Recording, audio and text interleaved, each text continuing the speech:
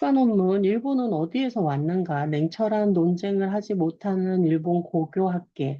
현재 세계를 주름잡고 있는 강국 중 그 문화와 환경이 가장 특색 있는 민족은 일본입니다.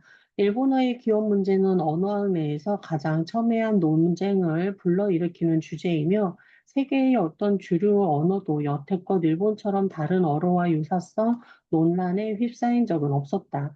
일본인은 과연 누구이며 언제, 그리고 어디에서 일본으로 건너왔는가? 또 어떻게 그들만의 독특한 언어를 진행해 왔는가? 이러한 의문들은 일본인의 자화상을 규정하고 다른 민족이 일본인을 바라보는 관점을 정립하는 데 중요한 위치를 차지한다. 현재 일본은 국제관계에서 점점 그 위상이 높아지고 있으며 때로 이웃나라와 마찰을 빚기도 한다.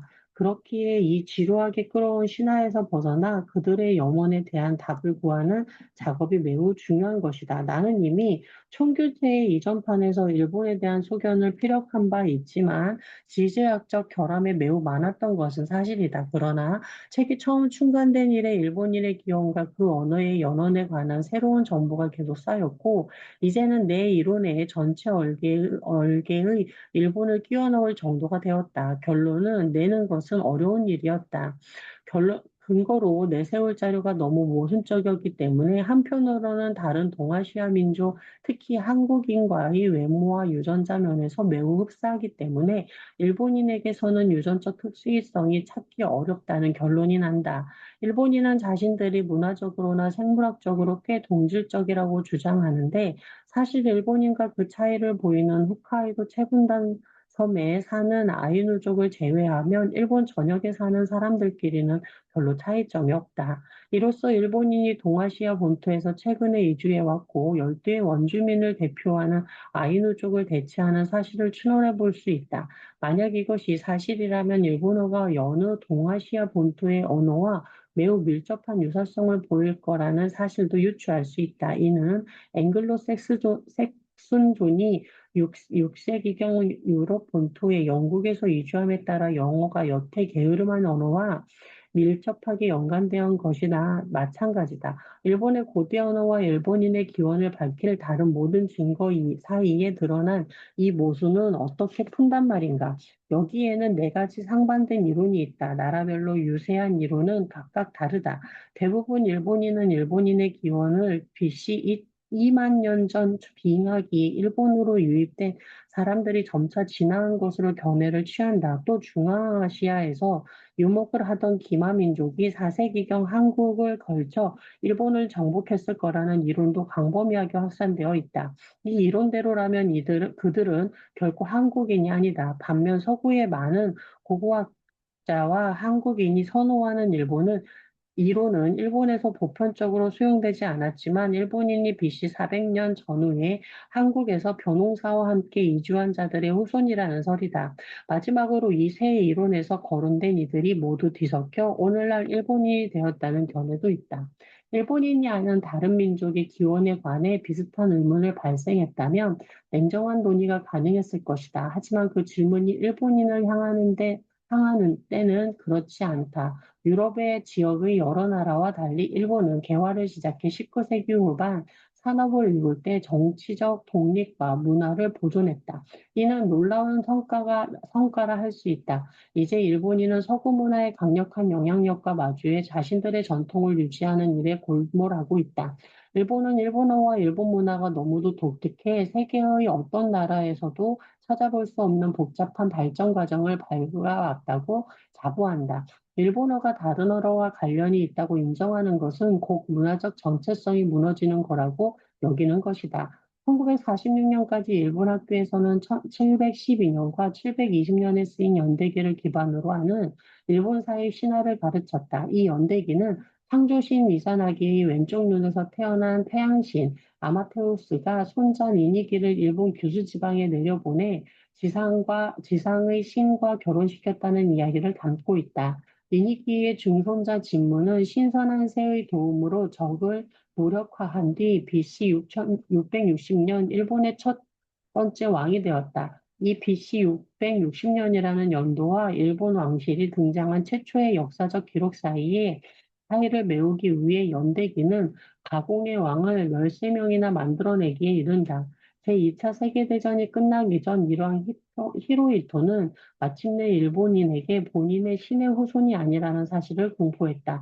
그때까지 일본의 고고학자와 역사학자들은 왕이 신의 핏줄이라는 틀에 맞추어 역사를 설명해야 했다. 오늘날에는 좀 더 자유롭게 해석할 수 있지만 여전히 제약은 남아있다. 일본에서 가장 중요한 고고학적 유적으로 300에서 686년 사이에 채워진 거대한 고분군이 158개 있다. 일본의 고대 왕가와 왕실의 유물이 보존되었다는 것으로 추측되는 이 유적지는 여전히 왕실 유물관리소 소유로 남아있다.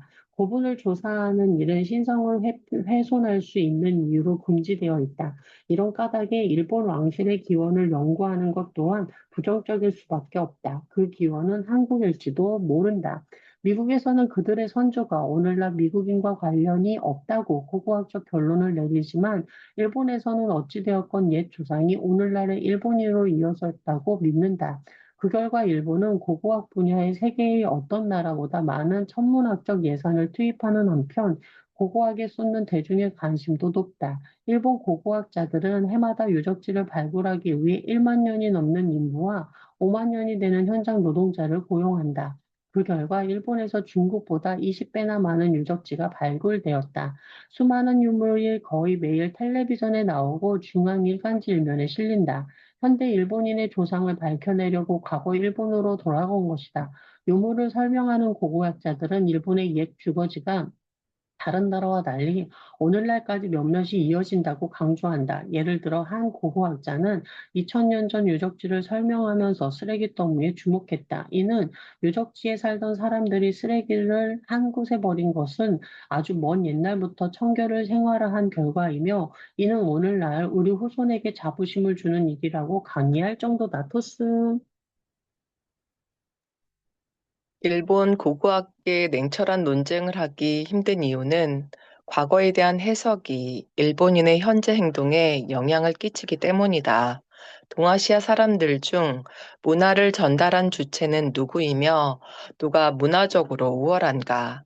미개한 야만인은 누구이며 땅에 대한 역사적 당위를 내세울 수 있는 나라는 어디란 말인가? 예를 들어 일본과 한국에는 AD 300에서 700년에 사람들이 왕래하고 물자를 교역했다는 고고학적 증거가 매우 풍부한데 일본에서는 이를 두고 일본이 한국을 점령했다는 증거이며 한국에서 노예와 장인을 보내온 것이라 해석한다. 그러나 한국에서는 한국이 일본을 점령했고 일본 왕실을 세운 이들은 한국인이라고 맞서는 시기다. 결국 일본이 1910년 한국을 합병했을 때 일본군의 수뇌부는 이 합병을 두고 상고시대에 합당한 질서가 회복되었다며 축배를 들었다. 그 후 35년 동안 일본 점령군은 한국 문화를 말살하려 했고 한국인에게 자국에 대한 일본어를 배울 것을 강요했다. 일본에서 수세대에 걸쳐 살아온 한국인들은 여전히 일본 시민권을 획득하기 어렵다. 일본에는 16세기 일본이 한반도를 침략했을 때 기념으로 한국인 2만 명의 코를 베어 일본으로 가져가 묻은 코 무덤이란 게 있다. 한국인이 일본인이라면 질색하고 일본인이 한국인을 경멸하는 것도 무리는 아니다. 외관상 다분히 신비로워 보이는 고고학적인 논란이 어떻게 사람들을 흥분시키는지 한 가지 예를 들어보겠다. 역사서가 쓰이기 이전의 일본을 대표하는 유명한 유물이 있다. 도쿄 국립박물관에 국보로 소장되어 있는 AD 5세기 무렵에 에다 후나야마 검이 그것이다. 은으로 장식된 이 철제 검에는 일본에서 가장 오래된 문장 중에 하나가 새겨져 있다. 글은 위대한 왕과 신하 그리고 초안이라는 이름의 한국인을 언급한다. 문장은 마모되고 유실되어 완전하지 못하며 대부분의 의미를 추측해야만 한다. 일본의 학자는 전통적으로 유실된 글자가 8세기에 쓰인 일본 연대기에 기록된 미즈 하와케 왕을 뜻한다고 풀이했다. 그런데 1966년 한국의 역사학자 김석영이 일본 학자들을 경악해 할 의견을 내세웠다. 유실된 글자 속 이름이 사실은 한국의 계로왕이고 이름이 기록된 신화는 일본의 일부를 점령한 한국의 봉신이라는 것이었다. 그렇다면 과연 한국 시대에 합당한 질서란 말인가? 오늘날 일본과 한국은 모두 경제부국이 되었다. 그러나 대한해협, 원문에는 스시마 해협이라고 되어 있다. 대한해협을 사이에 둔 이 두 나라는 잘못된 신화와 참혹했던 과거라는 굴절된 렌즈를 통해 상대방을 바라본다.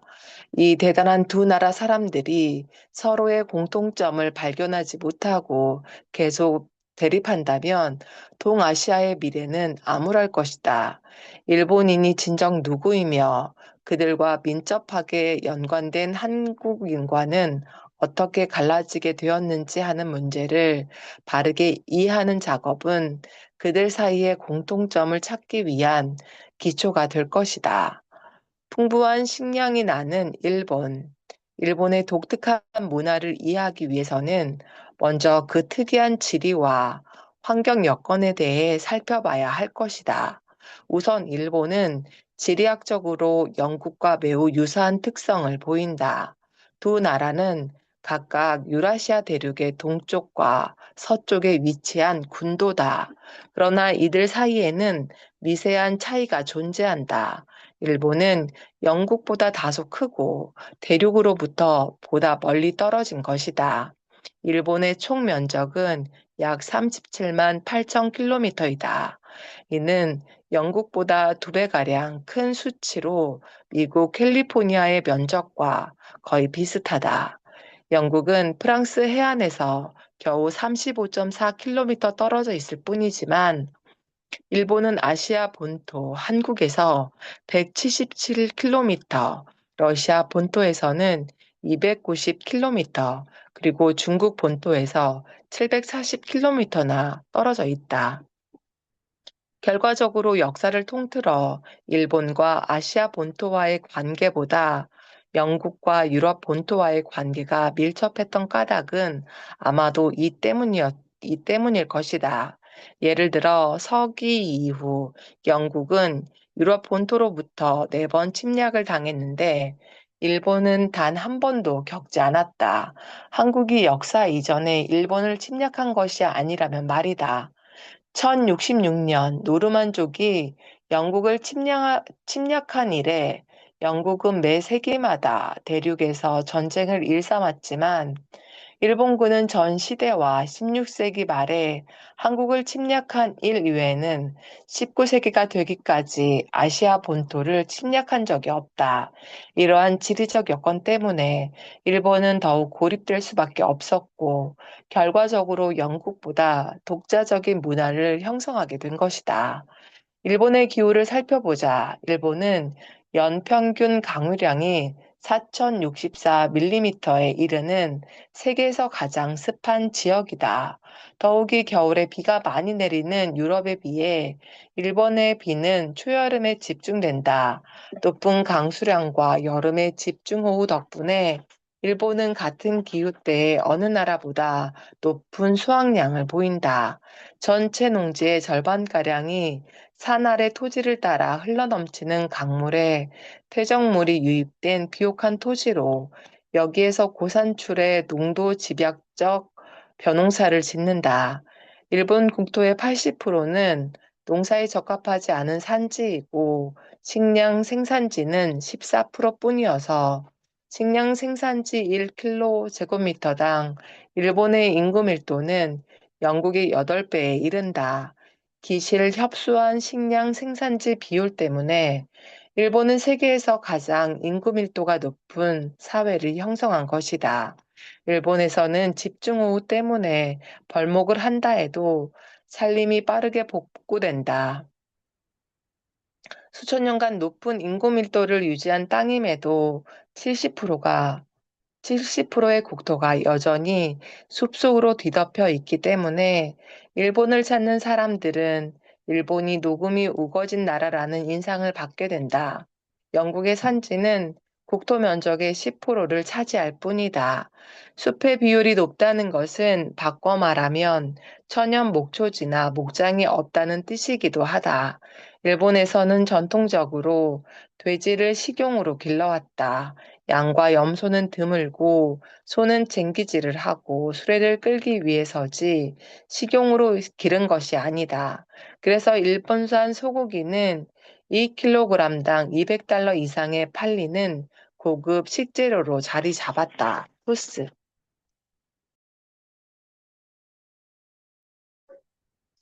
일본의 산림은 위도와 고도에 따라 다채로운데 일본 남부의 낮은 고도에는 상록수, 중부에서는 낙엽수, 북부와 높은 고도에서는 침엽수가 자란다.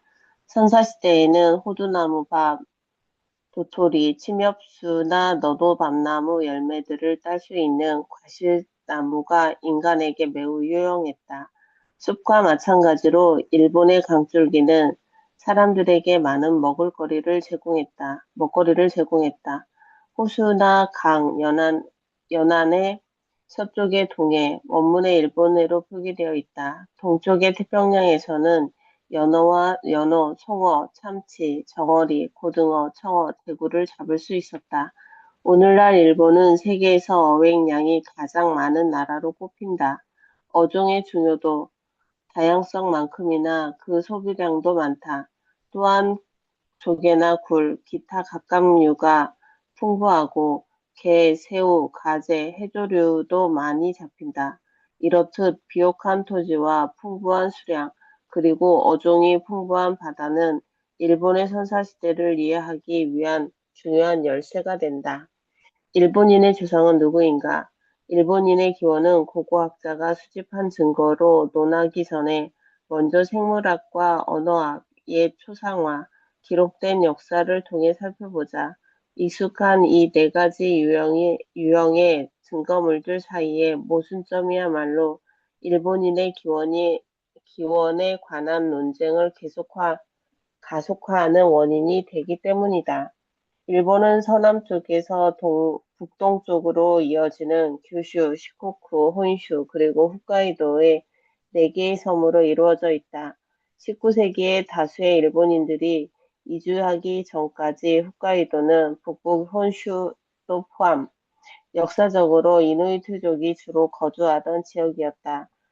아이누, 아이누족은 일본인이 다른 세계 섬에 모여 살 때 주로 수렵 채집 생활을 하면서 제한적으로 농사를 지으며 살았다.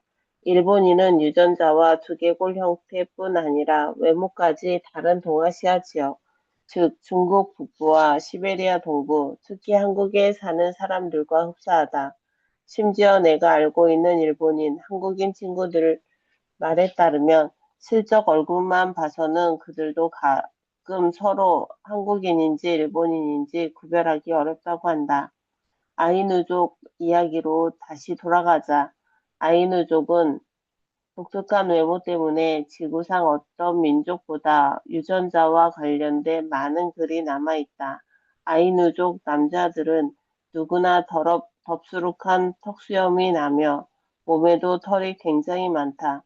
아이누족은 지문이나 깃밥의 형태 등 여러 유전적 형질을 고려할 때 어떤 수단을 썼는지 모르겠지만 유라시아 대륙을 가로질러 일본에 정착한 카카스 인종, 보통의 백인을 말함에 속하는 결론이 나온다. 그러나 아이누족의 전반적인 유전자 조합을 보면 다른 동아시아 사람이나 일본인, 한국인, 오키나와인과의 관련 또한 엿보인다. 아마도 그들의 독특한 외모는 아시아 본토로부터 이주해 열도 안에 고립된 후 자웅 선택을 하는 과정에서 상대적으로 매우 적어진 유전자와 연관이 있을 것이다. 독특한 외모와 수렵 채집 생활 방식 때문에 아이누족은 종종 고대 일본에서 수렵 채집 생활을 하던 이들의 후손으로 해석되기도 한다. 이 설에 따르면 일본인은 좀 더 최근에 와서야 아시아 본토로부터 유입되었다는 것이다. 그러나 이러한 관점은 일본어의 특성을 설명하는 데 있어서는 적합하지 않다. 사람들에게 일본어에 조목조목 닮은 다른 언어가 있을까 하고 물으면 모두들 고개를 가로저을 테니까 말이다. 프랑스어가 스페인어와 밀접하다는 것과 같은 식의 설명 말이다. 많은 학자들은 일본어가 아시아의 알타이어족 중 고립된 언어일 것이라 간주한다. 알타이어족에는 터키어, 몽골어, 시베리아 동부의 퉁구스어가 포함되었는데 한국어도 대개 이 어족에 고립어로 간주된다. 어족 중에서 일본어와 한국어는 어쩌면 다른 알타이어 쪽 언어보다도 서로 밀접한 관계를 맺고 있을지도 모른다. 그러나 일본어와 한국어 사이에 나타나는 유사성은 보다 상세하게 공유하는 문법이라든가 프랑스어가 스페인어로 연결될 때 나타나는 어휘의 유사성과 같은 차원이 아니라 일반 문법 체계와 기본 어휘를 약 15% 정도 공유하는 데 그친다. 만약 일본어와 한국어가 정말로 관계가 깊다고 한다면 15%뿐인 공유 어휘는 이 두 언어가 5천년도 전에 서로 분리되기 시작했다는 점을 시사한다. 프랑스어와 스페인어가 분리된 것은 2000년도 채 안 되지만 말이다. 아이누어와 일본어의 관계는 더욱 의심스럽다. 아이누어는 일본어에 어떤 특별한 관계도 없을 것 같기 때문이다. 생물학과 언어학과 고찰에 이어 일본인의 기원에 관한 세 번째 증거로 고대의 초상을 들 수 있다.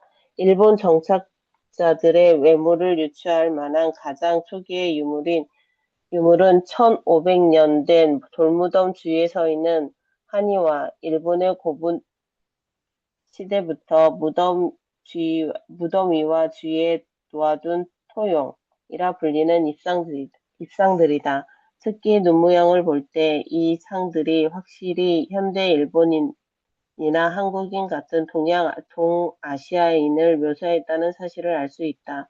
턱수염이 덥수룩한 아이누인과는 전혀 닮지 않은 것이다.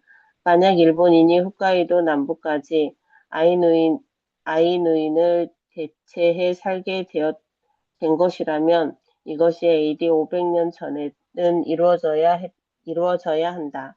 1615년 일본인은 홋카이도에 무역 거점을 세웠고 그 후로 그들은 미국인이 인디언 원주민에게 했던 방식 그대로 홋카이도의 아이누인을 상대했다. 아이누이는 정복하고 보호구역을 몰아넣고 무역 거점에서 일하도록 종용했으며 일본인 식량 생산자를 위해 땅을 빼앗았다. 저항에는 죽음이 뒤따랐다. 일본이 1869년 홋카이도를 점령했을 때 일본인 선생들은 아이누 문화와 언어를 말살하기로 결의했다. 오늘날 아이누어는 실제로 소멸되어 버렸으며 아마 순수 아이누인도 없을 것이다. 여기까지 하겠습니다.